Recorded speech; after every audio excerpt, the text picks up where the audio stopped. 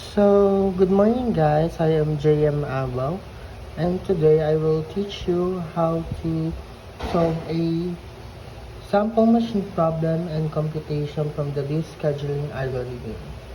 This is a first come first serve FCFS scheduling algorithm. First, we're gonna plot the numbers.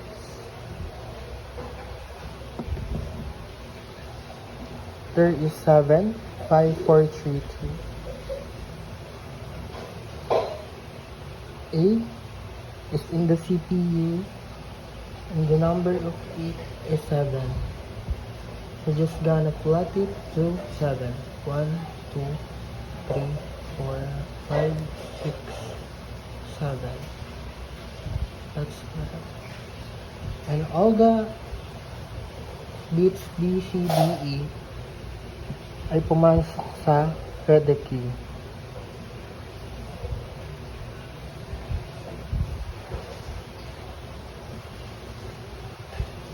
The A is already done, so the B will go up to the CPU. The V is 5. 1, 2, 3, 4, 5. So the C will up to the CPU, and the C is 4. 1, 2, 3, 4. Next, letter D will go up to the CPU, and its total number is 3. 1, 2, 3.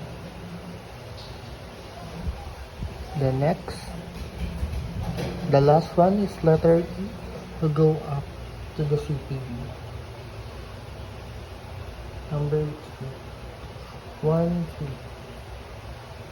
So there is it. We're just gonna plot it. 7, 12, 16, 19, 21. So the next step, we're gonna solve the A, 0. The first, we're just gonna copy that.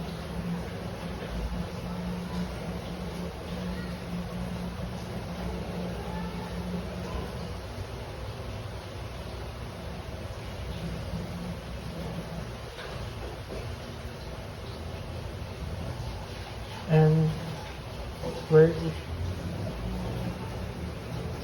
starts.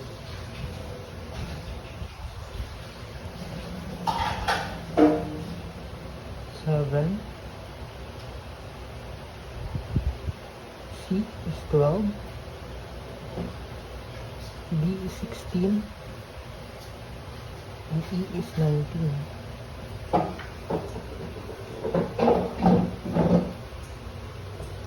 Gonna minus it. 0, 6, 10, 13, and 15. And we're gonna divide this number to 5. So the AWT is 8.4. And the TAT, we will just copy it.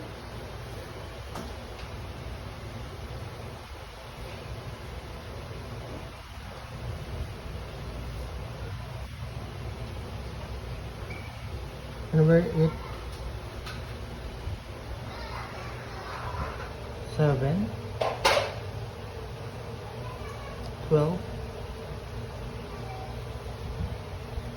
16, 19, and 21. We're just gonna minus it. 7, 11, 14,